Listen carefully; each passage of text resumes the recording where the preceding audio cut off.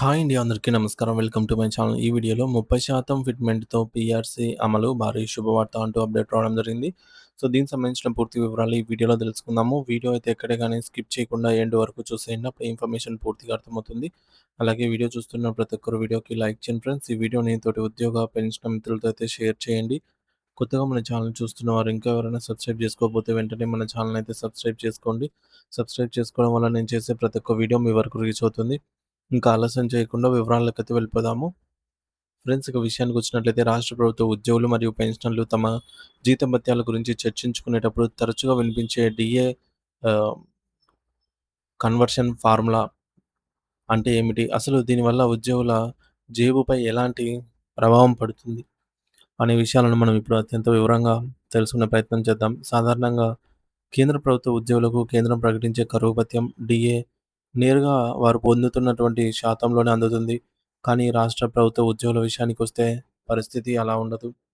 కేంద్రం ప్రకటించిన డీఏ శాతాన్ని రాష్ట్ర ప్రభుత్వ వేతన స్కేలు అనుగుణంగా మార్చడానికి ఒక ప్రత్యేక మల్టిప్లయింగ్ ఫ్యాక్టర్ లేదా కన్వర్షన్ ఫార్ములాను ఆర్థిక శాఖ ఉపయోగిస్తుంది. దీని అర్థం ఏమిటంటే కేంద్రం 1% డీఏ పెంచితే రాష్ట్రం ఉద్యోగికి కూడా ఖచ్చితంగా 1% పెరగాలని లేదు. అది రాష్ట్ర వేతన సవరణ నిర్ణయించిన నిష్పత్తిపై ఆధారపడి ఉంటుంది. అందుకే రాష్ట్ర ఉద్యోగులు కేంద్రం ప్రకటించిన డీఏ కోసం కాకుండా రాష్ట్రం దానిని ఏ ఫార్ములాతో కన్వర్ట్ చేస్తుందో అని ఆసక్తిగా ఎదురుచూస్తారు. ఈ ఫార్ములా కాలక్రమేణా ఎలా మారుతుందో మరియు అది ఎందుకు మారుతుందో మనం ఇప్పుడు గమనిద్దాం. ప్రస్తుతం ఆంధ్రప్రదేశ్ రాష్ట్రంలో 2020 పీఆర్‌సీ వేతన స్కేల్ అమల్లో ఉన్నాయి. ఈ సమయంలో కన్వర్షన్ రేటును లెక్కించడానికి అప్పటి ధరల సూచి ప్రాతిపదికగా తీసుకున్నారు. పాత ఫార్ములా ప్రకారం 261.41ని 287.16తో భాగించగా వచ్చినది సుమారుగా 0.91గా ఉంది. దీనిని సరళంగా అర్థం చేసుకోవాలంటే కేంద్రం 1% డీఏ ప్రకటించినప్పుడు రాష్ట్ర ప్రభుత్వ ఉద్యోగికి అందులో 0.91% మాత్రమే లభిస్తుంది. అంటే కేంద్రం 1% పెంచితే మన రాష్ట్ర ఉద్యోగికి డీఏ అనేది కేంద్రం 10% ఇస్తే రాష్ట్ర ప్రభుత్వ ఉద్యోగికి 9.1% మాత్రమే పెరుగుదల కనిపిస్తుంది. అయితే ఇప్పుడు రాబోయే కొత్త పీఆర్‌సీలో జూలై 1, 2023 నాటికి వినియోగదారుల ధరల సూచీని ప్రామాణికంగా తీసుకుంటే ఈ కన్వర్షన్ రేటు మరింత తగ్గే అవకాశం ఉంది. కొత్త లెక్కల ప్రకారం 261.41ని 382.25తో భాగించగా వచ్చే విలువ కేవలం 0.638 0.683 మాత్రమే అవుతుంది. దీనివల్ల భవిష్యత్తులో కేంద్రం 1% డీఏ ప్రకటిస్తే రాష్ట్ర ఉద్యోగికి కేవలం 0.683% మాత్రమే అందుతుంది. దీనిపై పైకి చూడటానికి పెద్ద నష్టంలా అనిపిస్తుంది.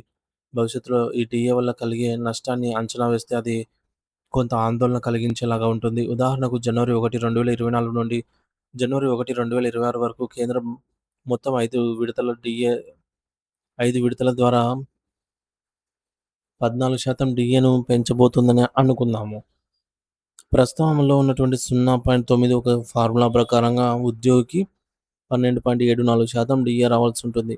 కానీ కొత్తగా రాబోయే 0.683 ఫార్ములా ప్రకారంగా చూస్తే అది కేవలం 9.56% మాత్రమే అవుతుంది. అంటే కేవలం శాతం పరంగా చూస్తే ఉద్యోగికి సుమారు 3.18% నికరం నష్టమైతే జరుగుతున్నట్లు మనకు గణాంకాలు చెప్తున్నాయి. మరి చాలామంది ఉద్యోగులు ఈ శాతాన్ని చూసి తమ జీతాలు తగ్గిపోయాయని లేదా రావాల్సిన పెరుగుదల రాలేదని భయపడుతుంటారు. కానీ ఇక్కడే అసలు లాజిక్ దాగి ఉంది. ఈ లాజిక్‌ను అర్థం చేసుకోవాలంటే మనం బేసిక్ పే పెరుగుదల గురించి తెలుసుకోవాలి. ఉదాహరణకు ఒక ఉద్యోగి ప్రస్తుత బేసిక్ పే రూ. 40,000 అనుకుందాం. కొత్త పీఆర్‌సీలో 30% ఫిట్‌మెంట్ ఇస్తే అతనికి కొత్త బేసిక్ పే ఎలా మారుతుందో చూడండి.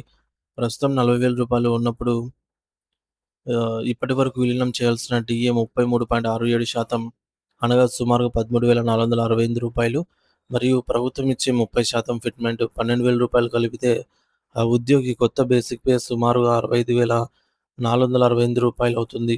అంటే ఫిట్‌మెంట్ మరియు డీఏ విలీనం వల్ల ఉద్యోగి బేసిక్ పే ఒక్కసారిగా సుమారు 63.67% పెరుగుతుంది.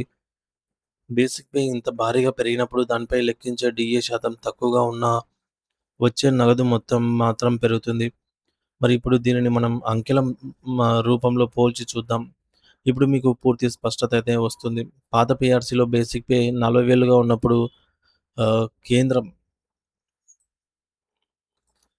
1% డీఏ పెంచితే 0.91 రేటు ప్రకారం ఉద్యోగికి రూ. 364 పెరిగేవి.